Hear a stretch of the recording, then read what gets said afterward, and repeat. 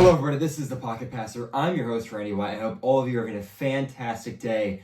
I know I am. This is part 2 of my key takeaways from week 2. Starting off, the Chiefs defense looks fantastic.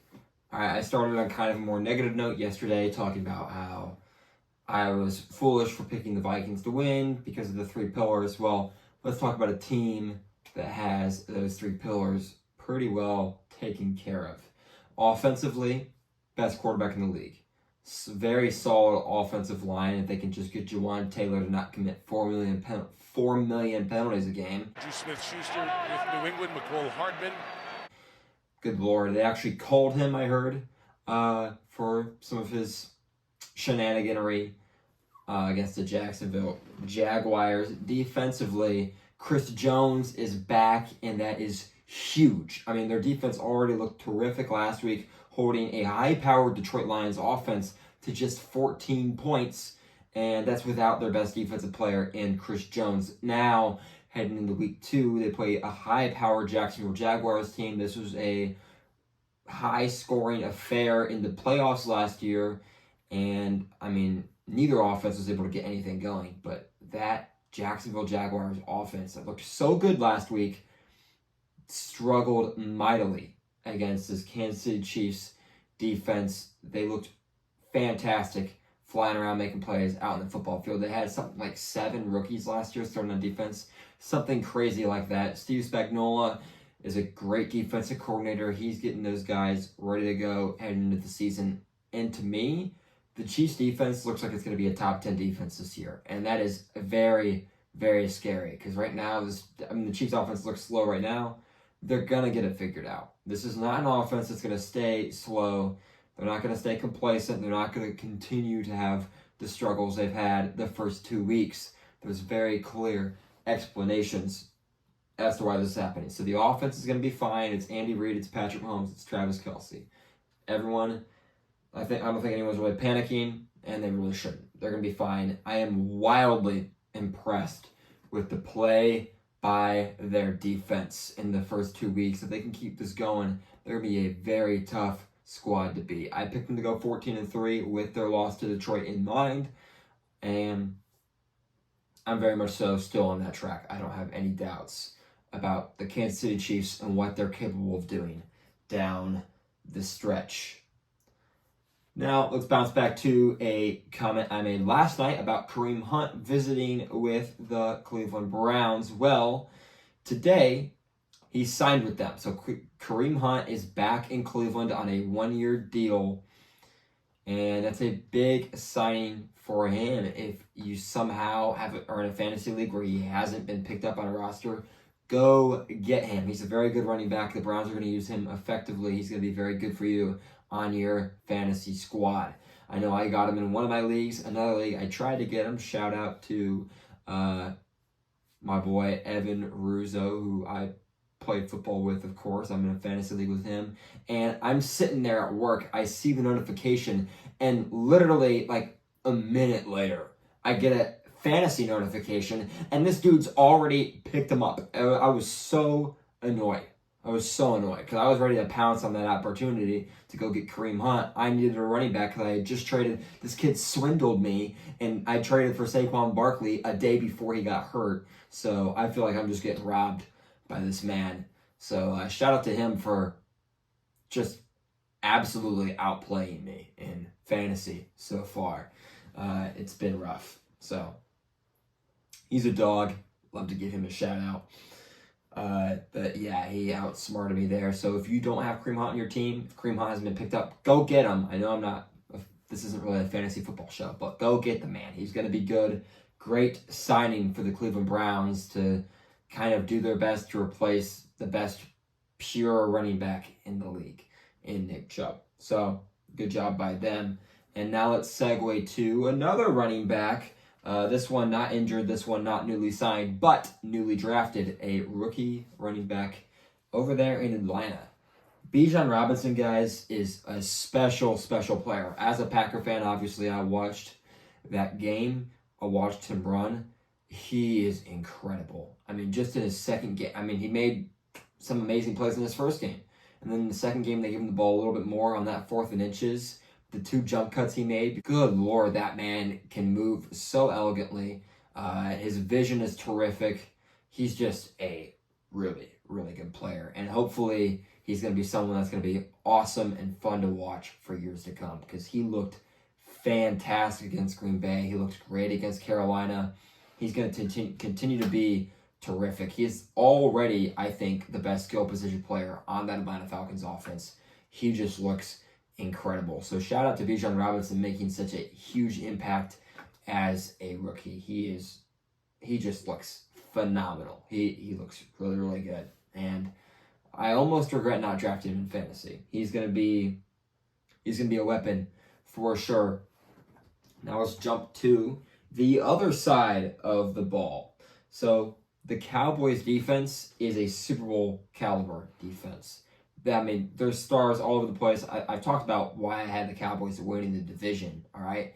I don't trust them in the playoffs down the stretch. I don't trust that offense. To me, it's just the Cowboys are the Cowboys at this point. I think you come to kind of expect a certain conclusion out of them. And look, if I were a Cowboys fan, I would be so excited. This is the best team the Cowboys have had in a long, long time. Micah Parsons is just incredible, the most versatile defensive player in football. I still think T.J. Watt's the best, but Parsons is right there with him. You can go either way, and he is the most versatile defensive player in football. He is just absolutely incredible. He's all over the football field. He's unblockable. He is truly a privilege to watch fly around the football and make plays. He's incredible. And then you got Trayvon Diggs, who's gotten better and better. He's better this year. You got Stephon Gilmore, veteran presence, still a very good corner. He's in there. And then all kinds of nice pieces sprinkled around that defense. It is a special defense they got over there in Dallas. Can the offense produce at a high enough level? Dak Prescott looked very good against a good Jets defense. Obviously, he threw what should have been a pick 6. That stuff happens, I mean, quarterbacks throw drop picks. And like if picks didn't get dropped, there'd be plenty of guys that we like that would be going, ooh, that's a lot of interceptions. So I'm not worried about it. That offense looked very good against a great Jets defense. I was impressed with what the Cowboys were able to bring onto the table. One quick thing, Zach Wilson's going to get some heat because he's already someone that's expected to fail. But that offensive line did him no favors on Sunday. So, yeah, Zach Wilson played poorly, but let's not act like this game was Zach Wilson's fault, all right? I know he turned the ball over a lot.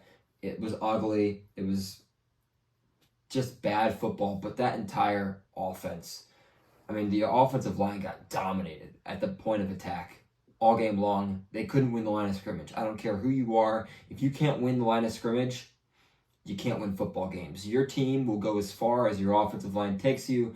The Jets' offensive line took them to 10 points. So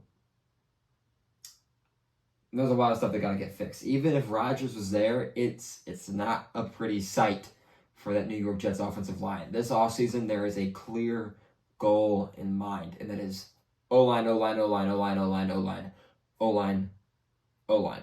Draft them, sign them, I don't care. Get them in there. Get them in there. If you can get them in there, if you can protect whoever's back in there, whoever's dropping back to pass, you're going to make the playoffs. If Rodgers is close to his former self and you can protect him, they're Super Bowl contenders. It's that simple.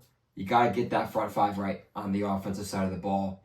So that's where I'm at with the Jets. But the Cowboys defense is a special unit, and that team is looking fantastic, outscoring their opponents 70-10 in the first 2 weeks of a season. I don't care who you are. That's no small task.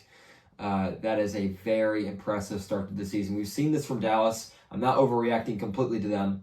They're definitely moving up in my top 10 rankings this week. But trust the process. Be patient.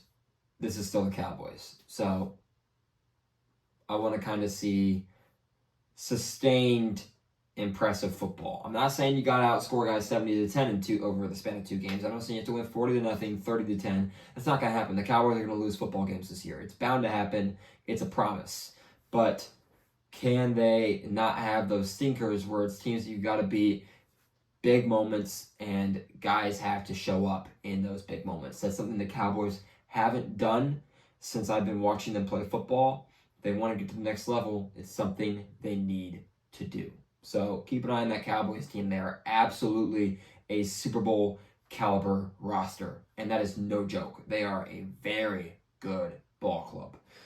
So now another defense, and really on the negative side of this conversation, the Broncos can't seem to do anything right. About Nathaniel Hackett, Nathaniel Hackett did the worst coaching job maybe in the history of the league. Last I checked, you're 0-2 now, Sean Payton. And look, I like Sean Payton. I think Sean Payton's a terrific coach. I've seen a difference in Russell Wilson since Sean Payton's gotten there. Sean Payton's script that he has been able to produce for Russell Wilson is obviously incredibly improved his stats, but they were a bad second half football team yesterday. I mean, ignore the Hail Mary because that's fluky. We all know it's fluky. Ball got batted in the air, 2-3 times, and then even when the receiver caught it, he's got a guy in the ball and he's got to kind of wrestle away from him. So, look, I know they were a 2-point conversion and a bad no pass interference, no call away, which, by the way, what is it with Sean Payton and not getting pass interference calls? That poor guy cannot catch a break. But yada, yada, yada. They were a bad PI, no PI. They were a bad PI, no call away from another chance to convert at the 1-yard line and potentially heading into overtime. I got it. But they were up 21-3, and they were outscored 32-6 from that point on up until the Hail Mary. That is terrible. That is so bad. What was it, 21-10 at the half? So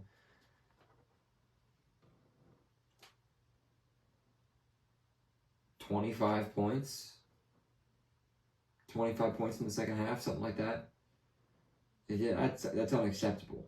You can't have that happen. You just can't. And when you look at this Broncos team, week 1, they lose because they can't produce offensively consistently enough, and their defense plays well enough to win, but the offense doesn't. Now we fast forward to week 2, offense plays well enough to win, defense plays horribly. You can't have that. At some point, the good teams figure out a way to win. I'm not selling my stock on the Broncos. They have a pulse, but 0-2, not a good spot to be in. They have to win this week. All right, Broncos season is over because the Dolphins are going to beat them in Miami. I promise you the Dolphins will win this football game. So the Broncos season is over. I'm sorry, Broncos fans. I hate to break it to you, but you had to win one of these first 2 games. These were both winnable games for you. You were supposed to win both. I pretty much guaranteed a Broncos win over the Commanders because it's the Commanders. But no, they couldn't get it done. Couldn't get it done against the Raiders either. Now they've got a tough game against the Dolphins. So probably beat the Bears because it's the Bears. But yikes. And I'm not even going to get into the chaos that is happening with the Bears. There was a story that broke about the FBI raiding the defensive coordinator's house. Defensive coordinator resigns for family and health reasons and says that he will be back.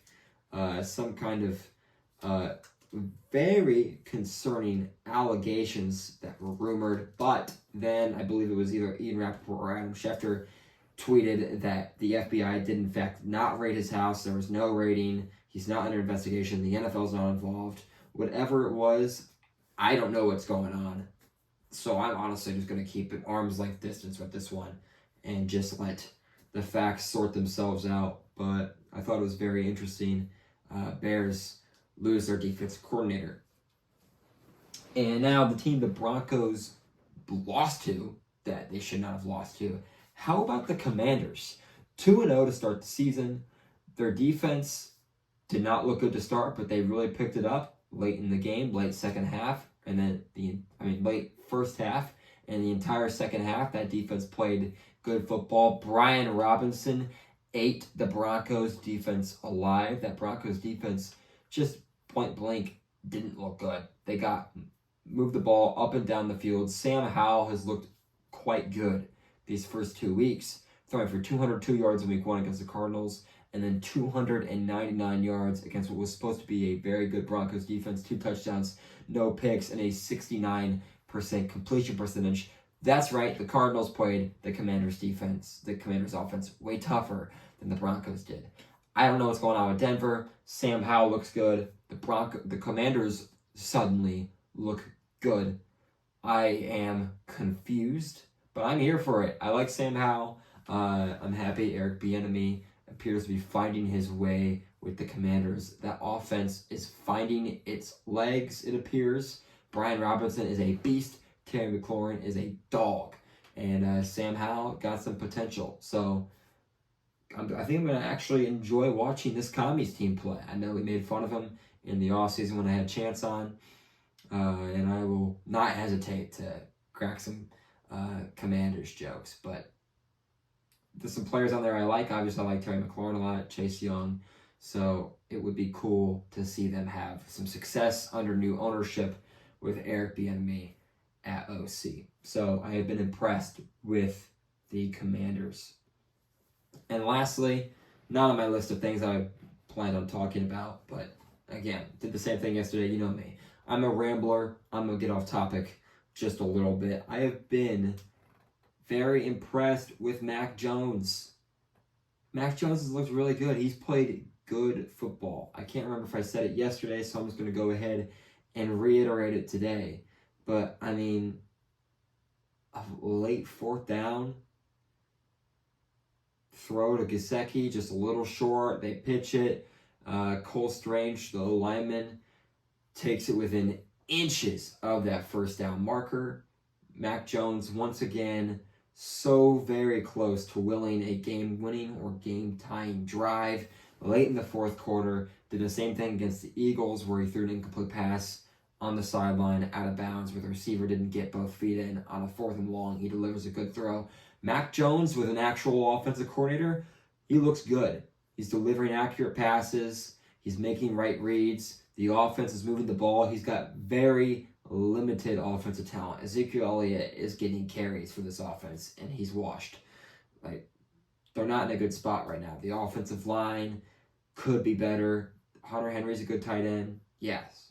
But, I mean, Mac Jones doesn't have a whole lot to work with if we're being real. And Bill O'Brien is a very good offensive coordinator. They brought him on. I knew Mac Jones was going to look better this year. So far, he's proving me right. He looks a ton better. And they're asking him to take on a heavy workload. He threw the ball over 50 times against the Eagles. And they asked him to throw the ball another 42 times against Miami in their 24-17 loss. He racked up 221 yards in that game for a touchdown and a pick and a 73.8% completion percentage. Mac Jones looks good, guys. I mean, they competed for a playoff spot last year with Matt Patricia and Joe Judge calling the plays. Now they have someone who actually knows how to call an offense. And yeah, they lost the number 1 wide receiver, but again, they have someone who actually knows how to call an offense. So, oh, by the way, shout out to whoever came up with that field goal block strategy. That was genius. I've never seen that before. That's going to be incorporated into a ton of team special teams packages because that is a impressive and innovative field goal block design. To have him all the way out there and then come with a running start, full sprint, time up the snap, and go block it. I was very impressed with that. So, and by the way, that's the reason the Patriots are in that game. They make that field goal, all of a sudden they're down 27-17 on that final drive, and it's already over. That play can be the difference maker for some games. It would have been the difference maker in this game if they had finished off that drive. So, I mean, Mac Jones looks a lot better than he did last year. You're going to continue to see him improve with a real play caller.